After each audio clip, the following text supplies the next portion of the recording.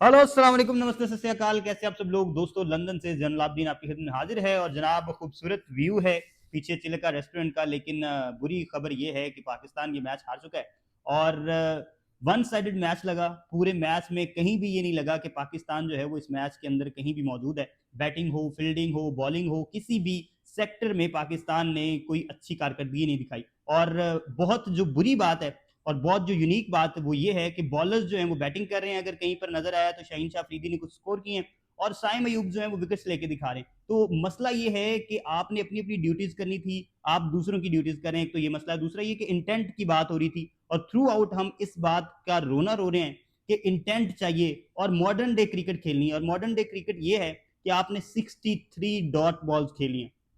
जी हाँ, 63 dot ball, यानी 10.5 over तो आपने एक स्कोर नहीं बनाया, यानी बाकी 9.5 ओवरों में पाकिस्तान ने ये सारा स्कोर बनाया। तो 9.5 ओवरों में आपने जनाब स्कोर किया है 129। और थैंक्स टू शाहीन शाह अफरीदी, नहीं तो आपकी इज्जत का मजीद जनाजा निकलता और आप मजीद जो है वो बुरी तरह पिटते इस सारी सूरत हाल में। और ये पहले से डिसाइडेड था, प्री डिसाइडेड था कि इंडिया ये वन साइडेड मैच जीतेगा। लेकिन इसका मतलब ये हरगिज नहीं था कि आपके बैट से बॉल टच ही नहीं होगी। यानी सलमान अली आगा को अगर आप देखें, जो कैप्टन थे, जो मुख्तलिफ किस्म के जेस्चर्स दिखा रहे थे मुख्तलिफ प्रेस कॉन्फ्रेंसिस में और शोखियां कर रहे थे और मीम्स की जो एक वॉर थी उसमें जीतने की कोशिश कर रहे थे। जब ग्राउंड में आए हैं तो ग्राउंड में आते ही जनाब पसीने छूट रहे थे, बॉल आपको नजर नहीं आ रही थी। आपने 10-12 बॉलें आकर जया की हैं और आपने डॉट्स दर डॉट्स खेली हैं। और कोई भी ना तो स्पिन बॉलर ना फास्ट बॉलर, आपको समझ ही नहीं आ रही थी। अब मसला ये है कि क्या बाबर आजम और रिजवान जो हैं वो इनसे बेहतर हैं या नहीं, ये जो सबसे बड़ा सवाल है, ये पूछा जा रहा है लोगों की जानिब से।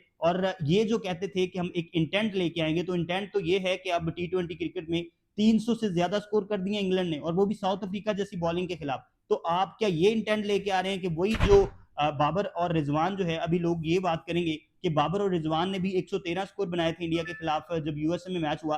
तो यही तो मसला है, यही तो बात हम कर रहे हैं कि ये वाली क्रिकेट नहीं चाहिए थी। अगर बाबर और रिजवान वाली क्रिकेट नहीं चाहिए थी तो इसका मतलब ये था कि हमें अब कोई ऐसे बैटर्स चाहिए थे जो इंटेंट दिखाएं, जो बॉलर को परेशानी में डालें। तो इस पूरे मैच में आपको किसी एक भी मौके पर ये नहीं लगा होगा कि बॉलर जो हैं वो परेशान हुए हों इंडिया के।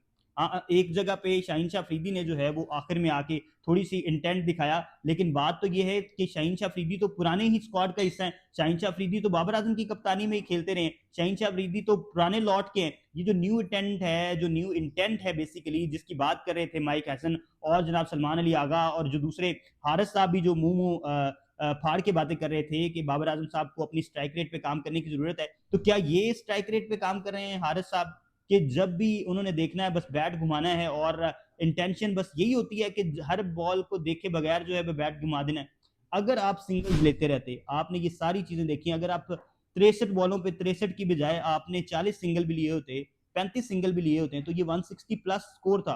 और 160 प्लस स्कोर का आपको मतलब पता है कि दुबई जैसी पिच में बहुत अच्छा टोटल है और डिफेंडेबल टोटल है कि जहां पर पाकिस्तान की बॉलिंग जो है वो डिफेंड कर सकती थी। और दूसरा ये है कि आपको समझ नहीं आ रही कि किस बॉलर को शॉट मारनी है, किस बॉलर को सी ऑफ करना है। अगर सी ऑफ आपने करना था कुलदीप यादव को, तो इसका मतलब ये नहीं था कि आपने 3-4 बॉलें रोकनी है और 5वीं बॉल पे बैट घुमा देना। आपके सबर का पैमाना लबरेज हो जाता है। अब मसला ये है कि उन्होंने इब्रार को सी ऑफ किया, उन्होंने इब्रार के 4 ओवर में सिर्फ 16 स्कोर पड़े, लेकिन उन्होंने कोई विकेट नहीं दिया अबरार को। क्यों? क्योंकि उनको पता था, उनकी इंटेंशन ये थी कि अबरार जो है वो मिस्ट्री स्पिनर है और इब्रार जो है वो विकेट ले सकता है। इस वजह से उन्होंने अबरार को सी ऑफ किया टोटली, और उन्होंने इसको जो है वो शॉट नहीं मारने की कोशिश की। और इसका मतलब ये है कि उन्होंने विकेट्स भी नहीं दी, उन्होंने स्कोर अगर नहीं डाले तो उन्होंने विकेट भी नहीं दी। अब आपका मसला ये है कि आपने जिस बॉलर को स्कोर नहीं पढ़वाया, यानी जिस बॉलर को स्कोर नहीं किया, कुलदीप यादव हो या दूसरा हो, उसको साथ साथ आप विकेट्स भी देते रहे। यानी आपने ना आपसे स्पिन खेली जा रही थी, ना आपसे फास्ट फास्ट खेली जा रही थी। आपने इंटेंट देखना था तो आप अभिषेक शर्मा को देखते। जैसे ही वो आए हैं उन्होंने पहली 2 बॉलों पर एक चौका मारा, एक छक्का मारा, तो इंटेंशन वहीं से क्लियर होगी। लेकिन आपके बैट्समैन, ये जो साहिबजादा फरहान ने इनिंग खेली थी, यही इनिंग बाबर आजम खेलते हैं, यही इनिंग मोहम्मद रिजवान खेलते हैं। तो डिफरेंस कहाँ पे है?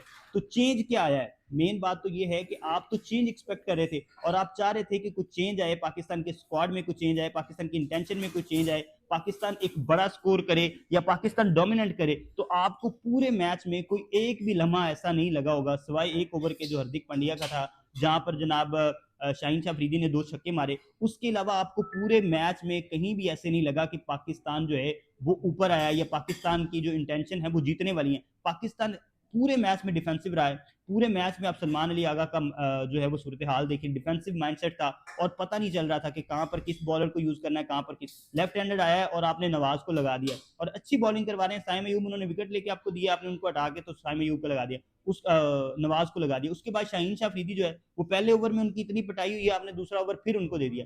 आप मतलब कोई तरतीब होती है, कोई मैच प्लान होता है, कोई प्लानिंग होती है, आपने आते ही अगर आपने बैटिंग की है इस विकेट पर और आप ये समझते थे कि हम अच्छा टोटल सेट कर सकते हैं, तो इसकी कोई प्लानिंग भी होनी चाहिए थी ना। सिर्फ ये तो नहीं है कि बस आपने नीयत कर ली कि अच्छा प्लान जो है अच्छा टोटल सेट हो जाएगा तो बस सेट हो जाएगा, तो ऐसा कुछ भी नजर नहीं आया।